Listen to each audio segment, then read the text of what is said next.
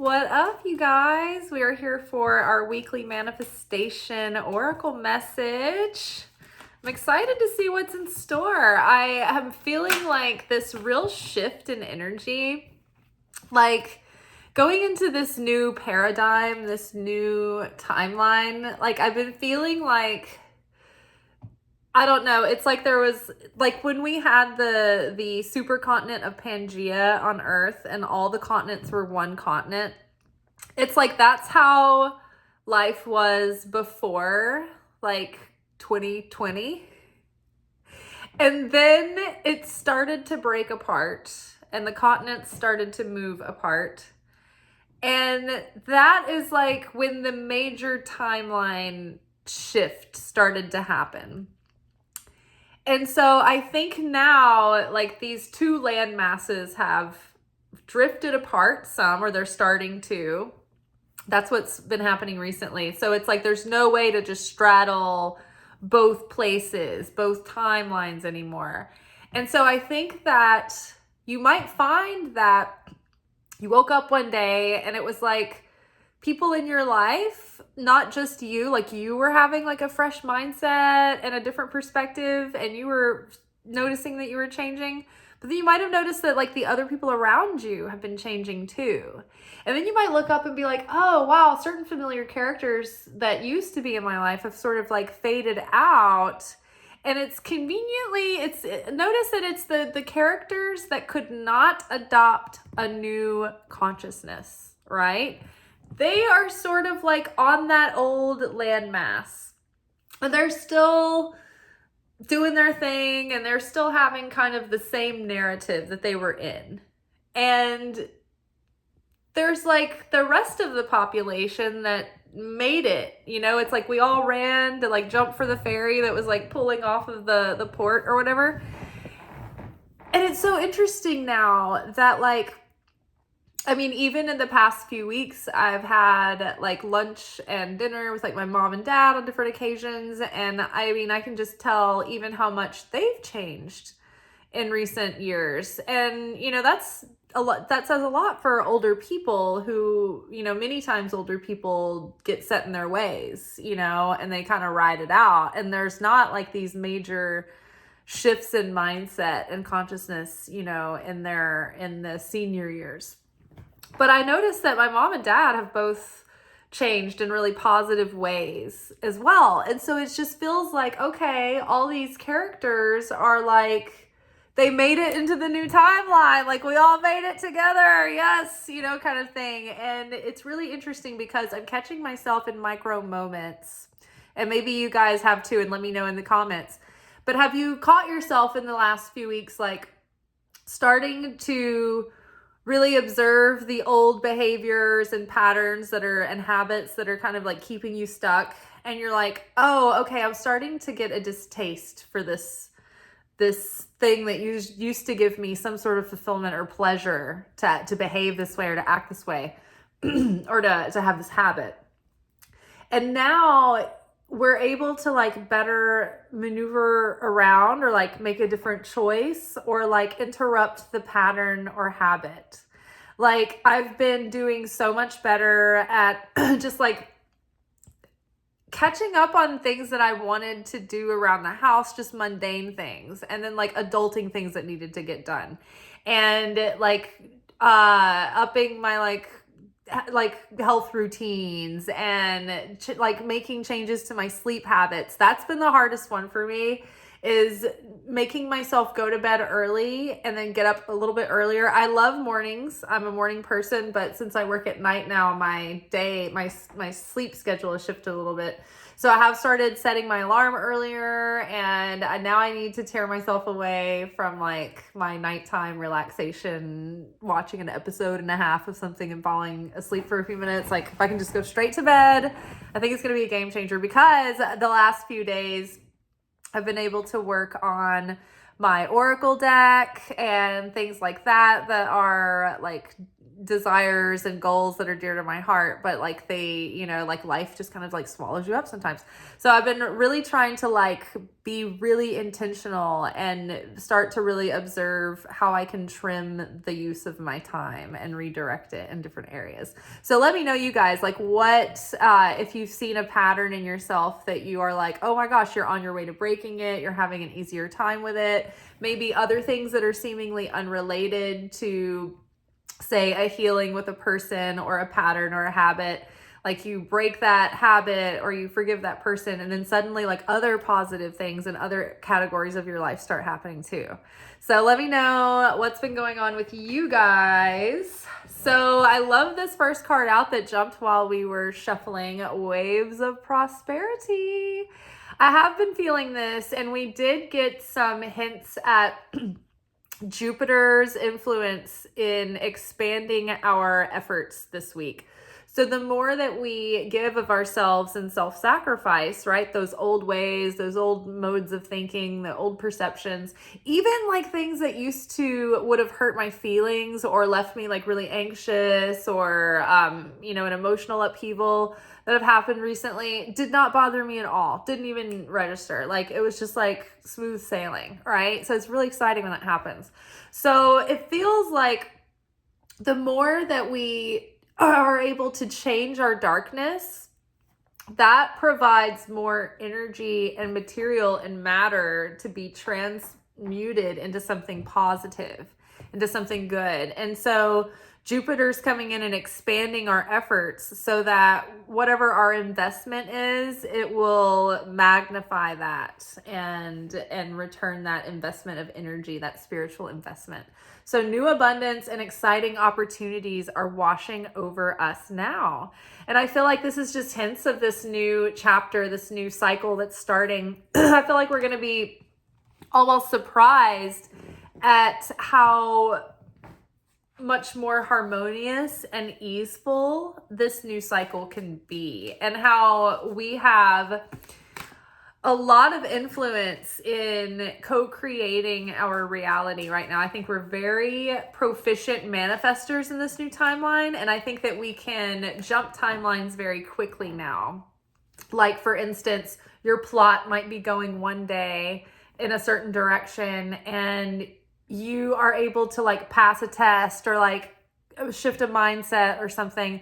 And it's like, it's almost an immediate result of a positive shift in a turn of circumstances, or like maybe it happens the next day, but I think that when we take an action, we're going to have a very quick turnaround. But that is also to our detriment, because in Kabbalah, we learn about a concept called direct supervision.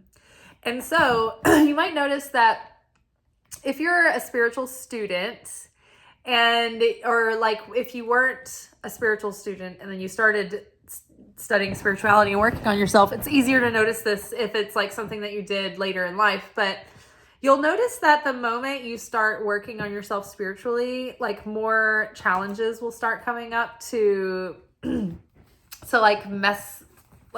give you resistance. It's almost like an immediate, like, okay, the game's on. All right, we have an actively engaged player here. Now we need to send the resistance in, right? So I keep almost losing my train of thought.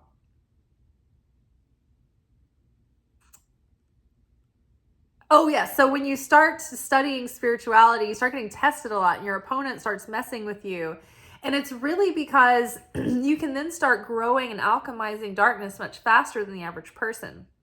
So when you take actions, when you do an action of sharing, and you're a devoted spiritual student, and you've been working on yourself and you're trying to elevate your soul, the action of sharing that you do is going to have greater impact. So if you are, let me wrap my mind around how I want to say this.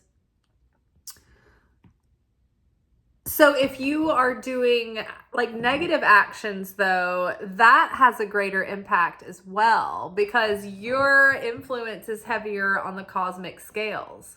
And so if a positive, like righteous person or an elevated person does a negative action, it has so much greater weight of negative consequences.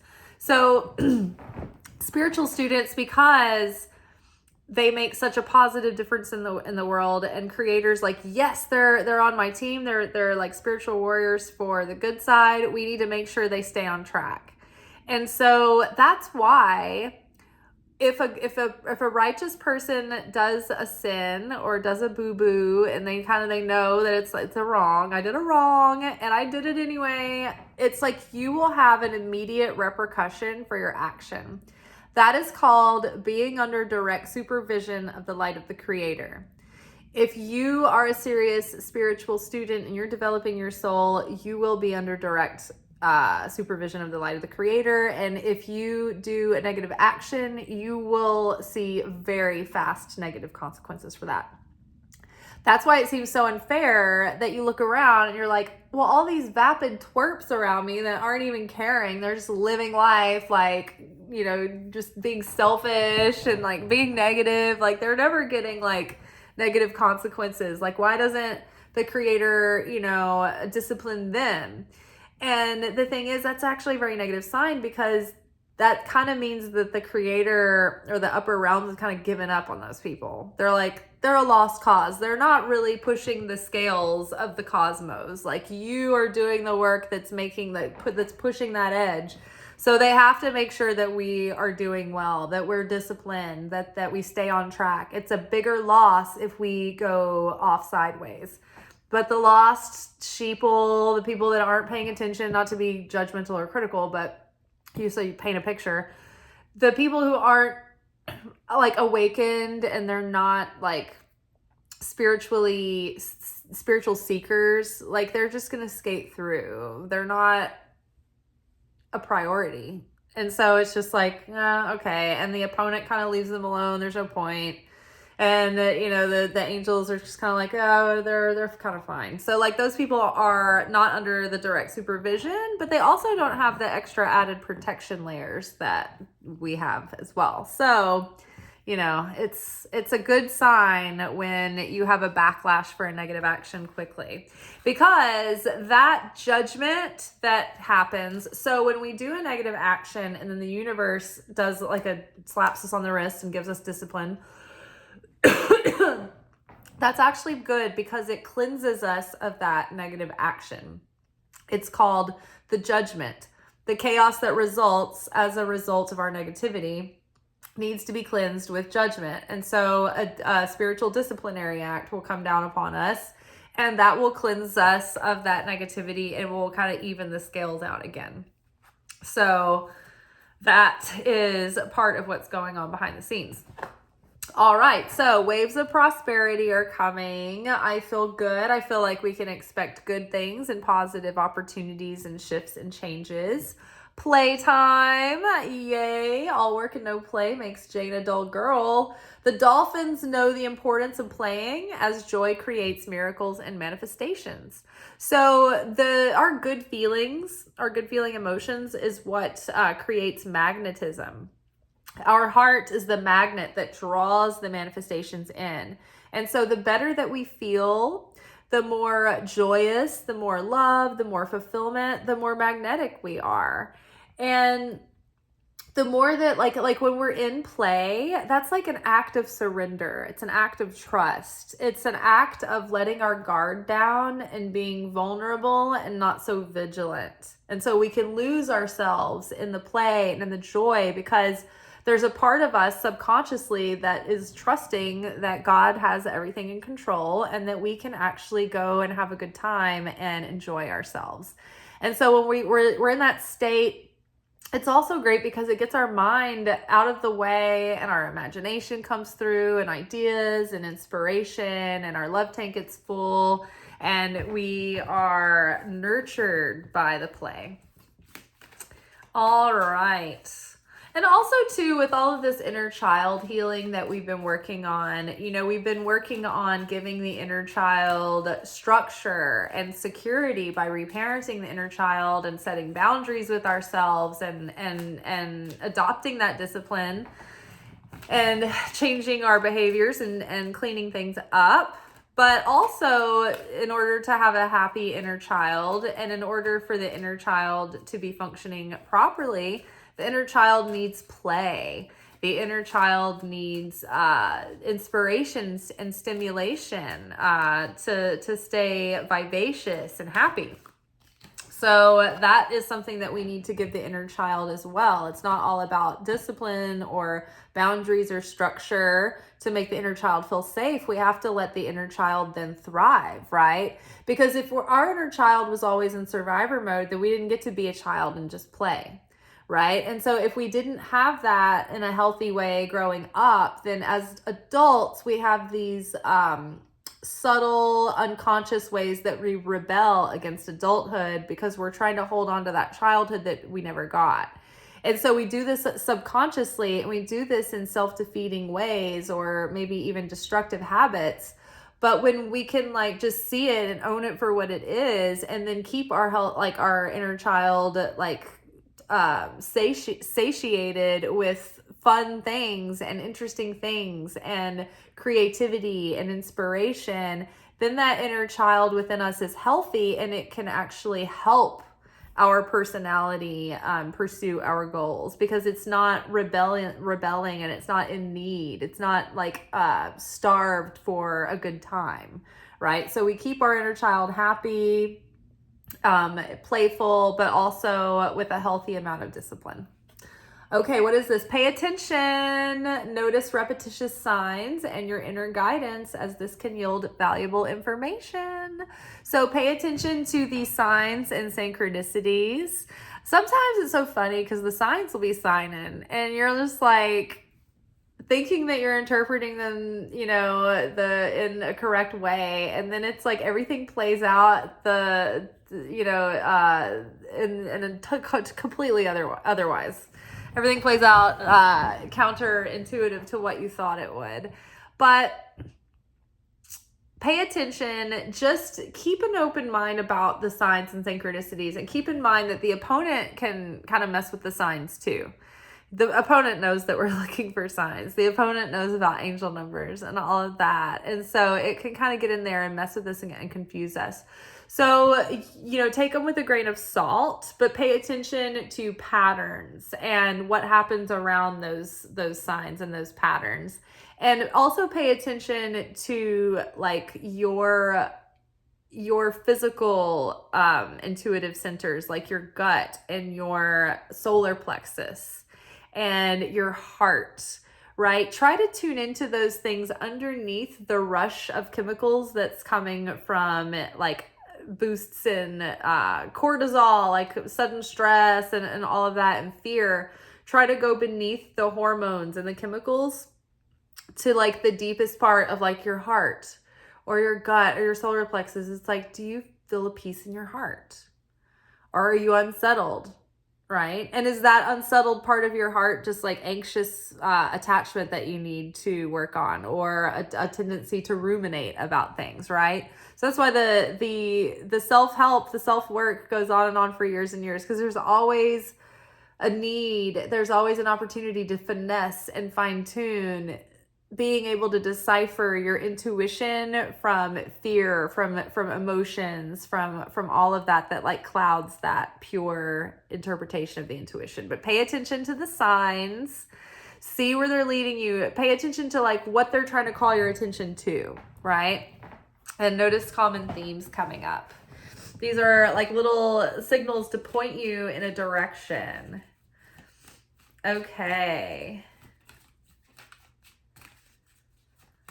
Sometimes I'll just be watching a show and, well, you guys know that like whatever show I'm obsessed with, it seems like the episode of the day like ties into like my most current like kind of like lesson or the whatever's like on my heart or in my experience. But also in addition to that, sometimes I'll be watching something or listening to something and someone will just say a piece of dialogue that feels like it's like isolated. And it feels like it's like directly speaking to something random or like specific to you in your life, but seemingly, you know, random in connection to the dialogue. And you're like, no, oh my God, that line was like almost like someone from my spirit team saying that to me through that moment. And it's like they kind of catch your awareness in a kind of particular way. But we can fall prey to like oracle abuse if we're not careful. If we're seeking really hard for an answer that we want to see, so we're going to see what we want to see. And if we're looking for validation or reinforcement or confirmation everywhere, the signs are going to get muddy. So you kind of have to let it go, and you kind of have to just go through your life not looking for signs.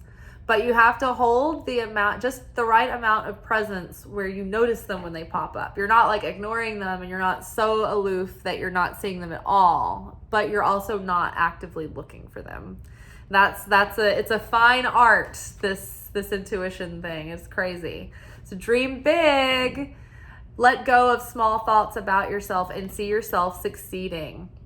You know, somebody pointed out recently that if you are imagining your best life and your best case scenario, and you're creating from your imagination, then go big, right? It doesn't take any more effort or resources to imagine your wildest dreams playing out than it does to imagine just like a mild upgrade in your current mundane life, right?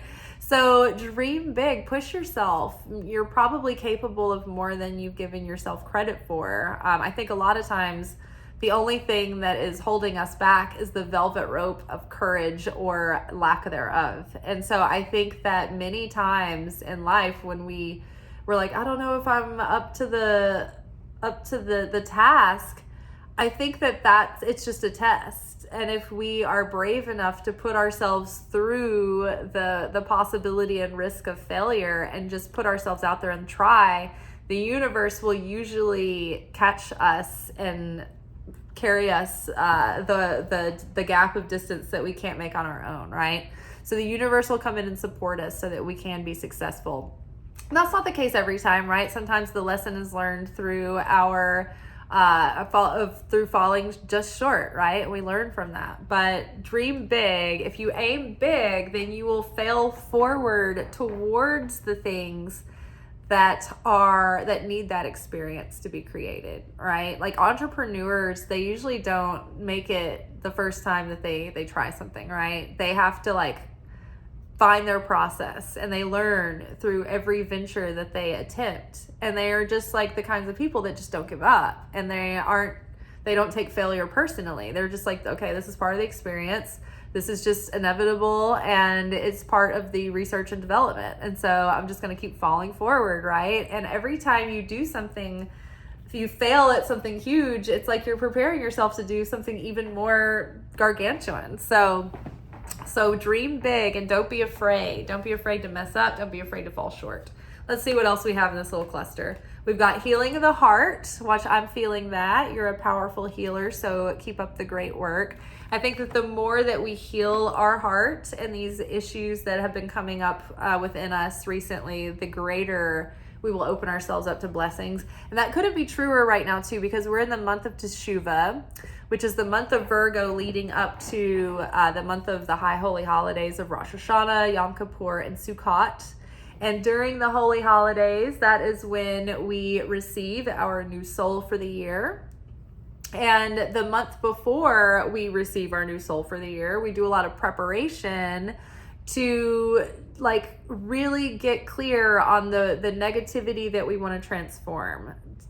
We get clear on the wrongdoings that we want to make good from the year. Like we want to atone for, we want to make amends, we want to change. And we make a commitment to change, right? And the more that we do the change this month, like what we're talking about, like we're seeing ourselves, catching ourselves in our old mindset and deciding to change the channel and adopt a different mindset. And we're practicing that because it takes practice. You keep falling into the same habit and you're like, no, I have a habit of thinking of things this way and I want to change. It's like you keep with it all month long.